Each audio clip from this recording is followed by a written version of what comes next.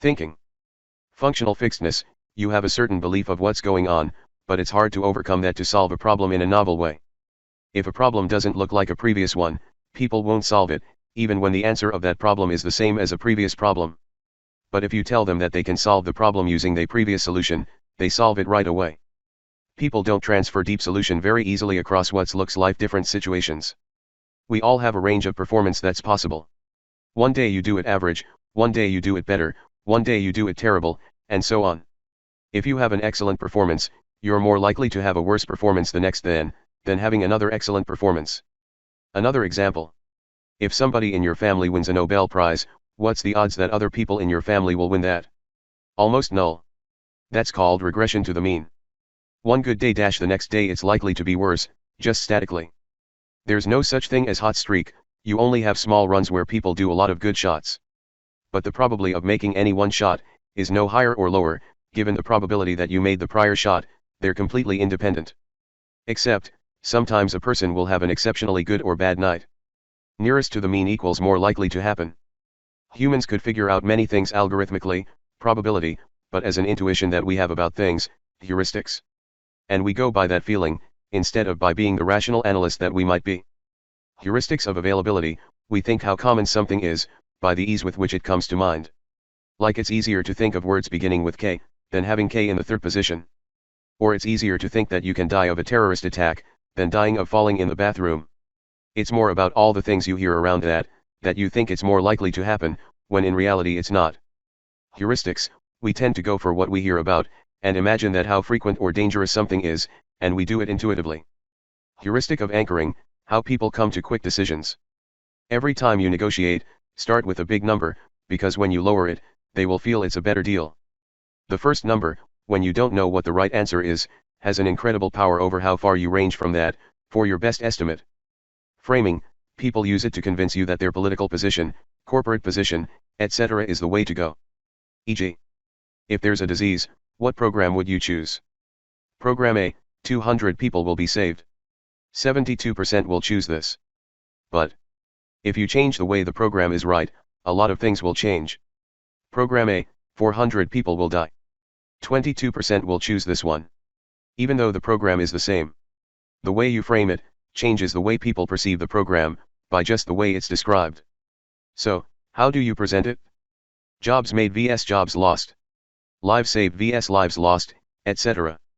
If things are expressed in gains, you do the safe thing.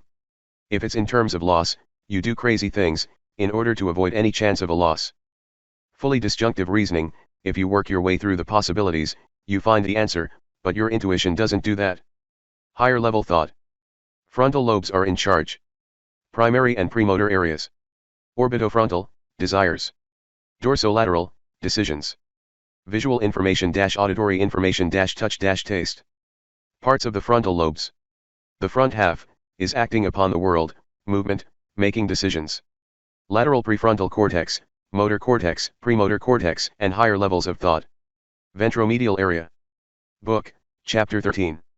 A woman who has a large tumor in his ventromedial area, which is involved in desires and decisions. She has a rapid personality change, becoming facetious, impulsive and superficial. She's constantly joking, but she says everything means nothing.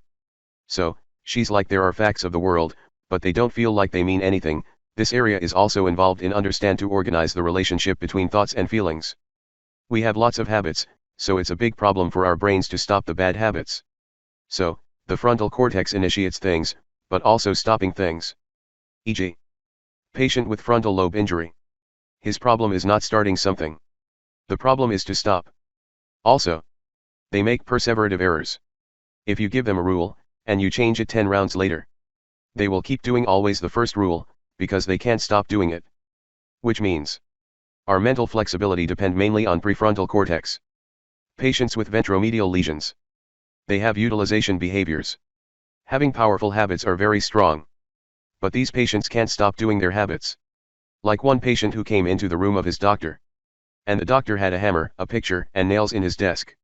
When the patient saw the picture, he took it and put it in the wall. Also, if you ask them to guess something, like how many camels are in London, they would say 1 million, or things that have no sense. Patients with orbitofrontal lesions. Related in thoughts and emotions. Most implicated in psychopaths and serial killers.